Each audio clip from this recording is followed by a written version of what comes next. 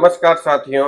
वर्तमान में भारत की जनगणना जिसके अंतर्गत सेल्फ इन्यूमरेशन जो स्वगणना है, स्वगणना जो लागू हुई है एचएलओ, तो इसके तहत हम अपनी जनगणना का फॉर्म घर बैठे कैसे अपने घर को मैप करें, और ये स्टेप बाय स्टेप इस वीडियो में समझाया गया है।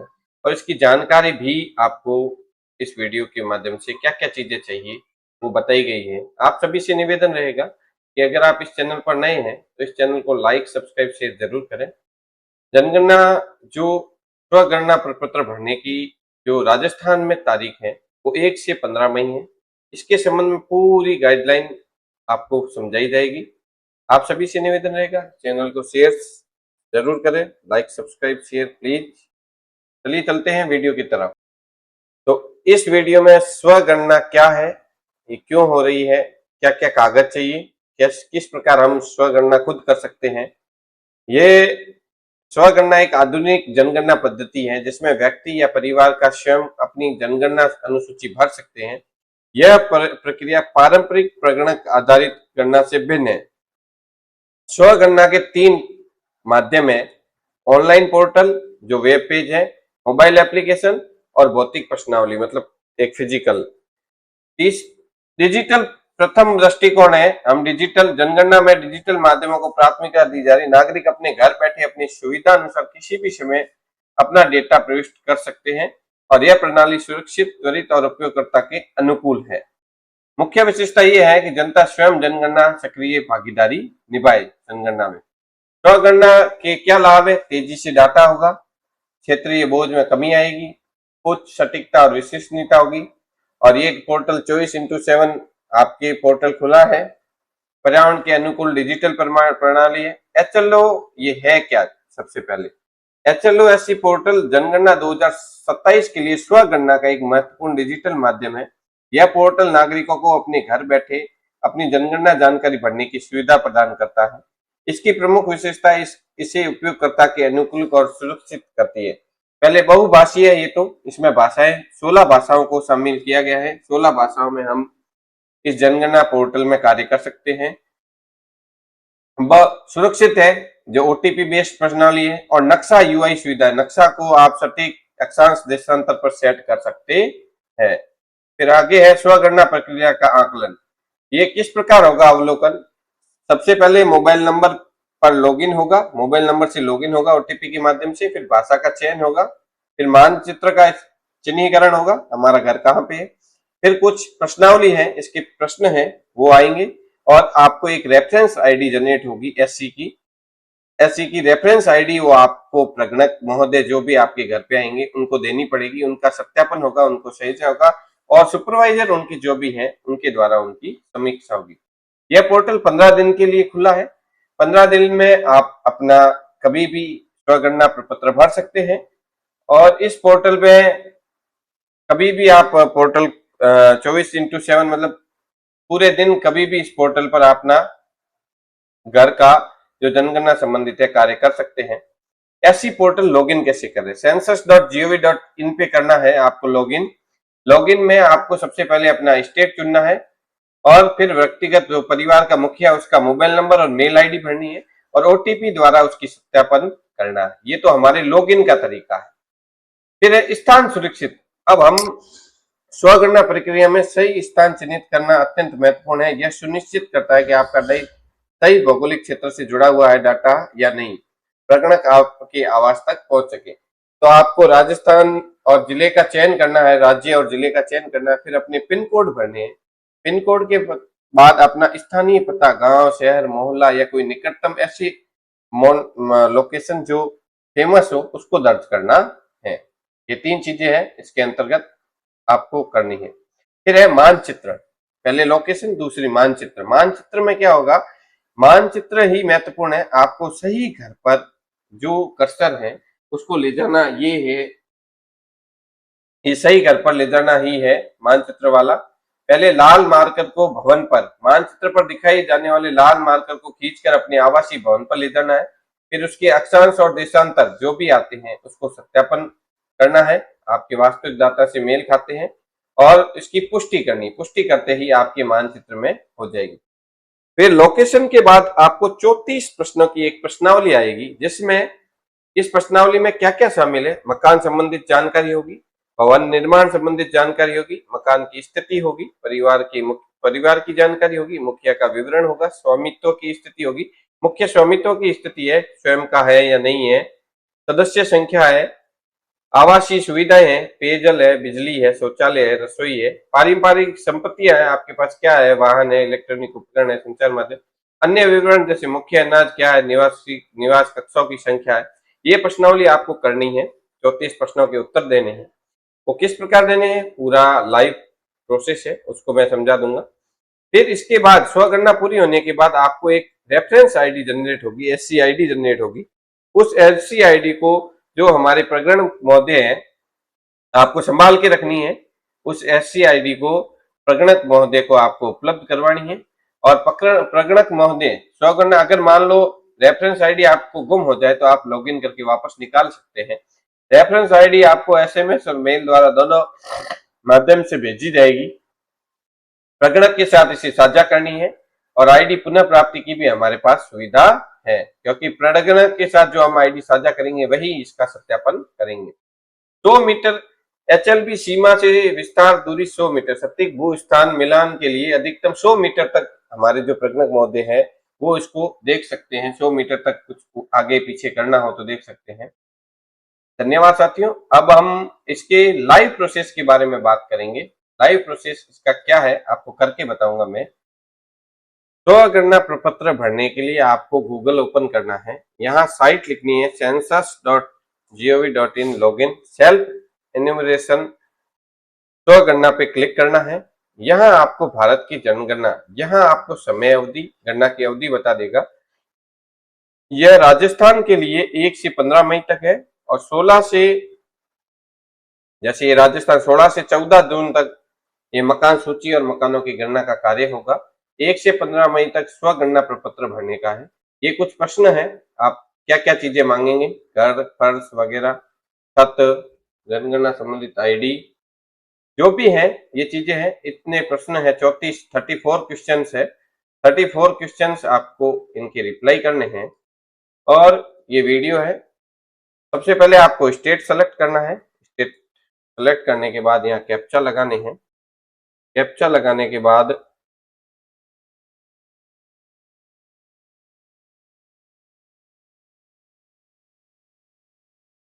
कैप्चा लगाने के बाद आपको लॉगिन हो जाना है, वेरीफाई एंड प्रोसीड। तो ये जानकारी आएगी, आप ओके बटन पे क्लिक करें। यहाँ आपको name of the house hold, head का नाम लिखना है। मुखिया है, जैसे मैं मुखिया का नाम लिख रहा हूँ और मोबाइल नंबर लिख दिए मैंने और मेल आईडी लिख दी।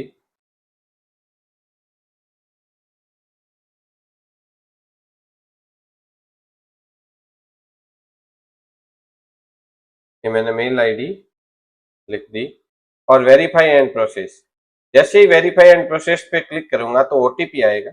ओटीपी आप ओटीपी लगाएं और भाषा का भी चयन यही कर दें आप। ये भाषा का चयन जो जो भी भाषाएं हैं, भी मैंने भाषाएं बताई थी, भाषा का चयन है। यहाँ ओटीपी पहले लगा ले। ओटीपी आया है,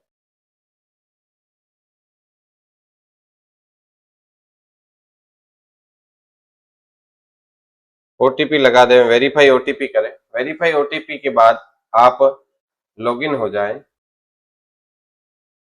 इस प्रकार से आपके स्वगणना पोर्टल ओपन होगा, जिसमें आपको जिले का चयन करना है। जिले के चयन के बाद आपको यहाँ पिन कोड लगाने हैं। पिन कोड लगाने के बाद आपको यहाँ कोई लैंडमार्क चयन करना है। लैंडमार्क चयन करने के लिए जैसे आप कोई यहाँ, जैसे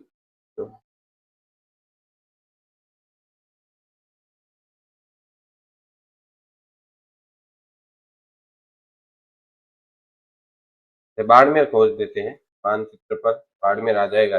यहाँ बाड़मेर आ गया।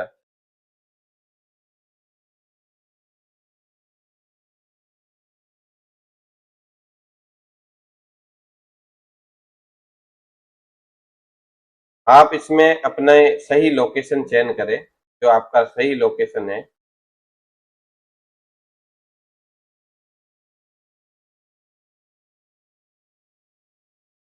नियर बाई लैंडमार्क भी आप चुन सकते हैं। जैसे मैंने ये नियर बाई लोकेशन चुनी है, अब इसको मेरे को अपने लोकेशन पे लेके जाना है जहां मेरा घर है। थोड़ा सा ध्यान रखें, इसमें सावधानी बरतें।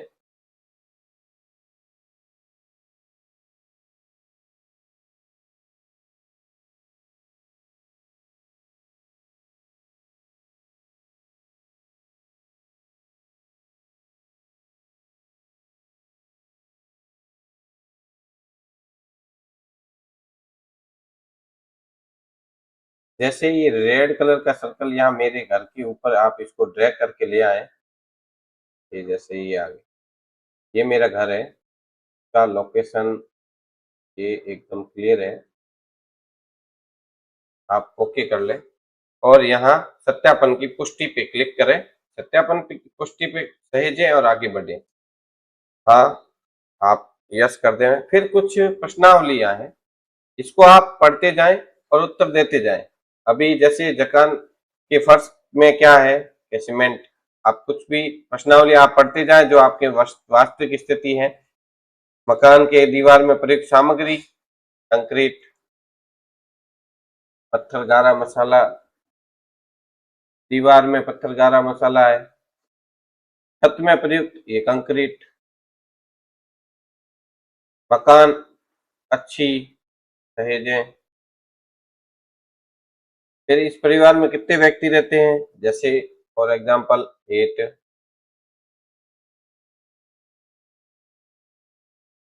9 कितने रहते हैं। परिवार के मुखिया की चुनी हुई भाषा, मुखिया का नाम। मुखिया का नाम आपको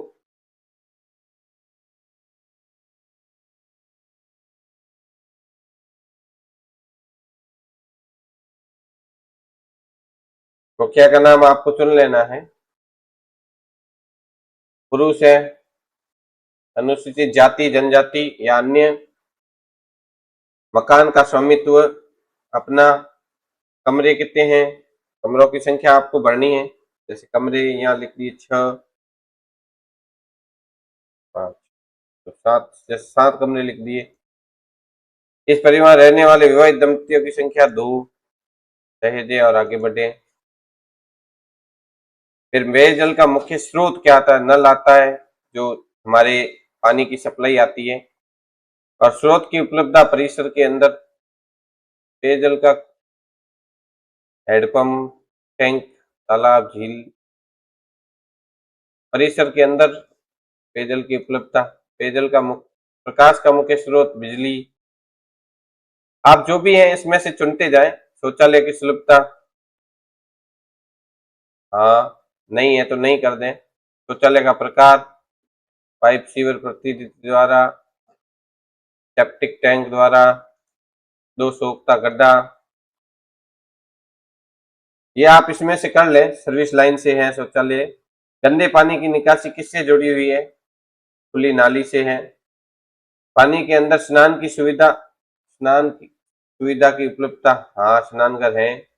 रसोई में खाना पकाने एलपीजी कनेक्शन उपलब्ध है, घर के भीतर खाना पकाते हैं। खाना पकाने में प्रमुख ईंधन क्या है, गैस।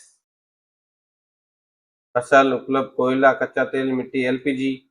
आगे बढ़े, इन प्रश्नों के आप उत्तर देते जाएं। हिंदी भाषा चयन करें तो आपको आसानी से आ जाएंगे। रेडियो या ट्रांजिस्टर, मोबाइल या स्मार्टफोन पर। टेलीविजन, डीटीएच या डिश। इंटरनेट सुविधा, मोबाइल स्मार्टफोन में, जो भी आप उनको भरना चाहे वो। हाँ, केवल लैंडलाइन, केवल स्मार्टफोन। साइकिल, स्कूटर, मोटरसाइकिल है। कार, जीप नहीं है। परिवार का मुख्य अनाज क्या आता है, गेहूं। और क्या रह गया इसमें, लैपटॉप कंप्यूटर नहीं है। आगे बढ़े।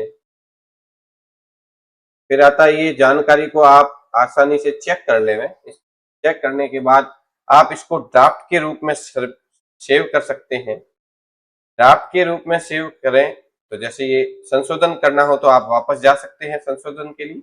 आप इसको ड्राफ्ट के रूप में सेव करते हैं तो ये क्या हो जाएगा, ये ड्राफ्ट हो गया। ड्राफ्ट के बाद अंतिम सबमिट अभी नहीं हुआ। जैसे ही अब अंतिम सबमिट पे आप क्लिक करोगे और हाँ बटन पे क्लिक करोगे तो आपको एक एसएमएस और मेल आईडी के माध्यम से रिप्लाई आएगा। जैसे ही मैंने सेव्ड सक्सेसफुली किया तो मेरे पास ये मैसेज आ गया एच और पीछे 28 XXX मैंने ये एडिट किया है। कारण क्या है कि जो यूट्यूब प्राइवेसी के कारण किसी भी चीज को शेयर नहीं कर सकते। ये अंक डिजिट जो है वो 11 अंकों का मैसेज मेरे पास आ गया सेंसस 2027 से। अब ये जो आईडी आपके पास आई है ये XXX नहीं आएगी, मैंने यूट्यूब की वजह से इसको हाइड किया है। ऐसी आईडी जो है वो प्रगणक महोदय को आप दे दें ताकि प्रगणक महोदय आईडी से वेरिफिकेशन आपका हो जाएगा। इस प्रकार आप स्वगणना प्रपत्र भर सकते हैं। धन्यवाद साथियों, आपको मेरी जानकारी पसंद आई हो तो चैनल को लाइक सब्सक्राइब शेयर जरूर करें। जय हिंद जय भारत। हेमंत कुमार, सलाह दर्पण एक्सपर्ट, ग्राम पंचायत बालेरा।